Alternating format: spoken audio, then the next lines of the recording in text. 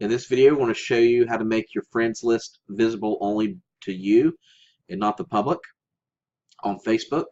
So go to your Facebook page, and what you want to do here on the address bar, you want to go to www.facebook.com/privacy, PRIVACY, enter. So /privacy, and then you enter. And then you can see here on the first thing it says privacy. Go ahead and click where it says see more privacy settings. Okay. On the second paragraph here, on the second column, you will see how people find and contact you. Right now I have it only me, but most likely you'll have it to where you have the public here on the drop down menu.